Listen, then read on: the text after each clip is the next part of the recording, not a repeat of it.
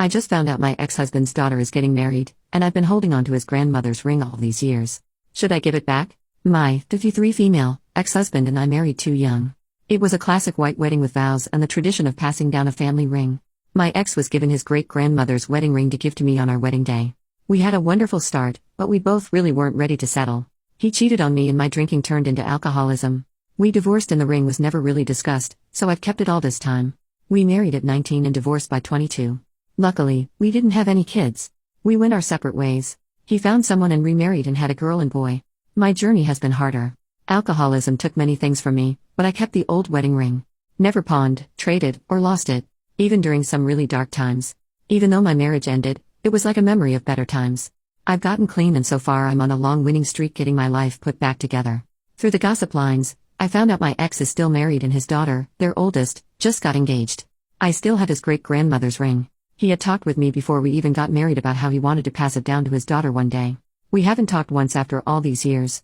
I don't know if he still wants his daughter to have this ring, maybe he's forgotten about it. I feel conflicted on what to do.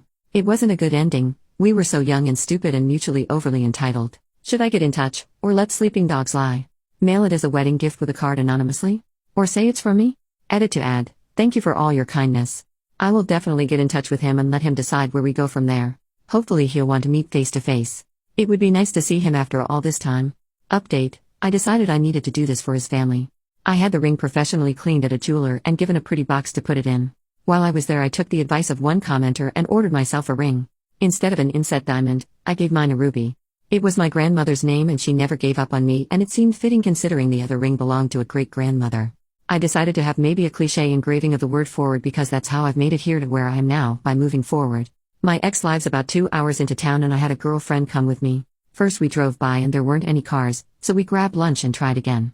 This time someone was home, and I decided to leave things be. I had my friend go up to the door and knock. I saw him open the door. She handed him the package and pretty much headed straight back to the car. He didn't say much, she told me. Seemed a bit confused, but thanked her and that was it. I didn't get to see if it made him happy or if he called his mother saying the ring found its way home. I imagine him beaming while explaining the ring to his wife as he passes it to his daughter. It is fun to imagine. I also imagine a lot of crying and hugging, but that's probably going too far. I had a note with it. I wrote almost exactly what a commenter suggested. It's been an honor and privilege to be part of the history of this ring.